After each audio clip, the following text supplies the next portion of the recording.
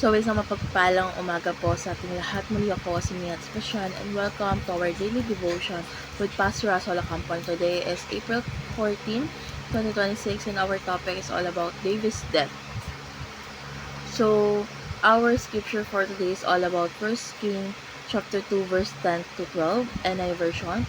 Then David rested with his ancestors and was buried in the city of David. He had reigned 40 years over Israel, 7 years in Hebron and 33 in Jerusalem. So Solomon sat on the throne of his father David and his rule was firmly established.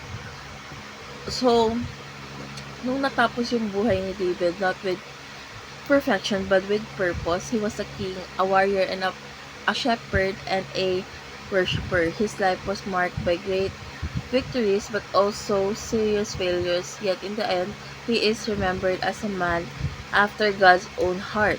Why? Because kahit nagkamali siya, he kept returning to God. Hindi siya naging perfect, but he remained faithful.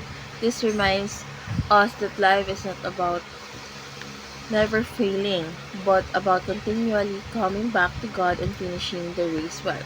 So, let's go on to our teaching. First is David was a man of faith who successfully led Israel. So, he trusted God in battles, decisions, and leadership. From shepherd boy to king, his journey showed that faith in God leads to purpose and impact. Second, David was imperfect, yet he remained a man after God's own heart.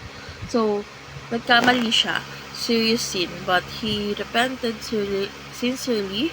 His heart was always drawn back to God. This shows that what matters most is not perfection, but a repentant and surrendered heart.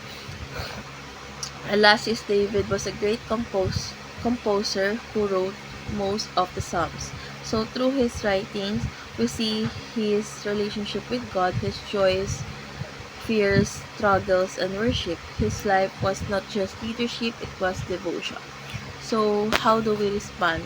First is prioritize God above all human relationship. Even in leadership and family, God must remain first. When God is your priority, everything else finds its proper place. Second is press on and move beyond your mistake. Huwag mong hayaang ang mga failures natin ang mag-define ng future natin. Learn, repent, and continue walking with God. And last is praise God at all times and in every situation. So like David, develop a heart of worship, whether in victory or in struggle. Worship keeps your heart aligned with God. So why should we not allow our failures to stop us from pressing on and finishing the race? Because failure is not the end of our story. God's grace is. If we allow failure to stop us, we miss what God still wants to do in and through us. Instead, failure should lead us to repentance, growth, and deeper dependence on God. So the goal is not a perfect life, but a faithful finish. So let's pray. Lord God, thank you for the life of David and the lesson we learned from him. Teach us to remain faithful even when we fall short. Help us to prioritize you, grow through our mistakes, and live a life of worship. May we finish our race well, honoring you in all that we do. In Jesus' name we pray. Amen.